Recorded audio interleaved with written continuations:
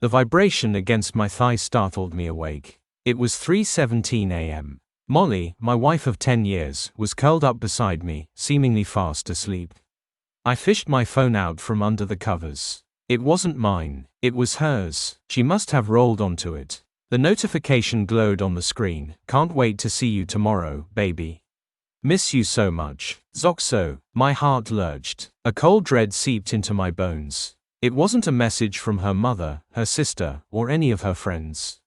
The casual intimacy, the baby, the kisses. It was an illicit whisper in the dark, meant for someone else. My first instinct was to wake her, to confront her right then and there. But something held me back. A chilling calm settled over me. I needed to know more. Without thinking, my thumb typed a reply, "Tomorrow. What time should I expect you?" I slipped her phone back onto the nightstand and pretended to sleep, my heart hammering against my ribs.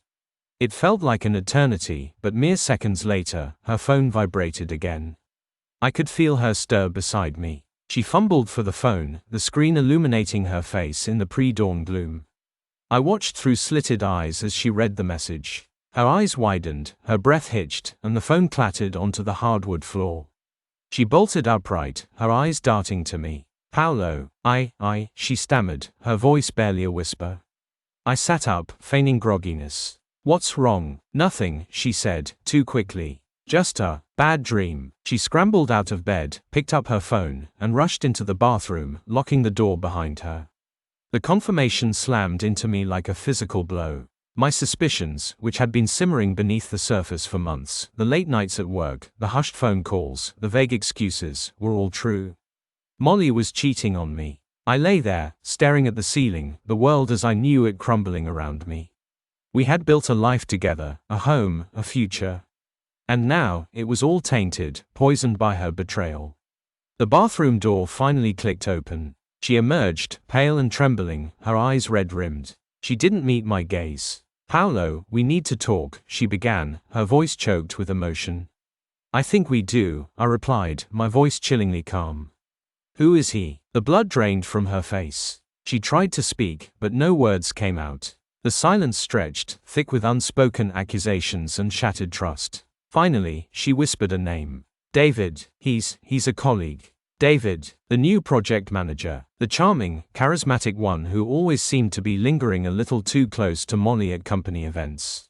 It all clicked into place. Over the next agonizing hour, the sordid details spilled out. The stolen glances, the late-night dinners disguised as work meetings, the clandestine weekend getaways.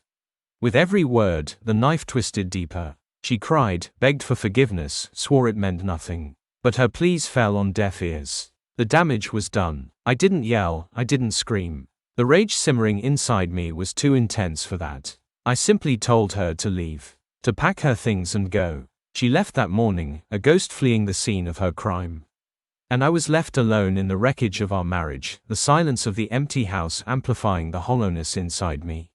But the calmness was a facade. Beneath the surface, a plan was forming. I wouldn't let them get away with this. I would make them pay. My first move was subtle. I contacted the HR department at our company, anonymously reporting David's inappropriate relationship with a married colleague.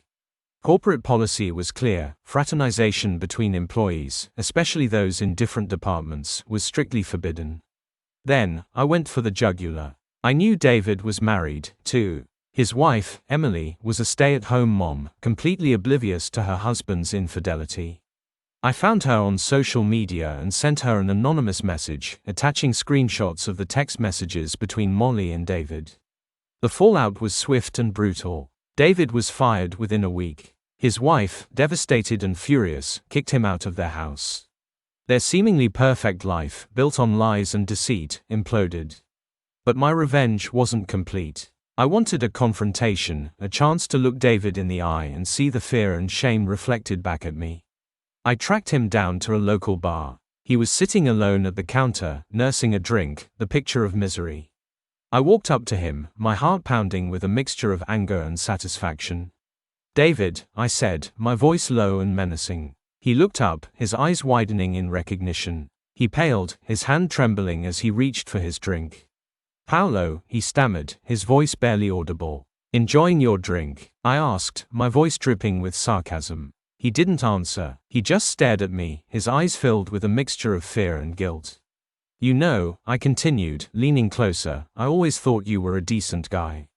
I guess I was wrong. I'm sorry, he mumbled, avoiding my gaze. Sorry, I scoffed. Sorry doesn't cut it, David. You destroyed my marriage. You ruined my life. My voice rose, attracting the attention of the other patrons. David shrank back in his seat, his face flushed with shame.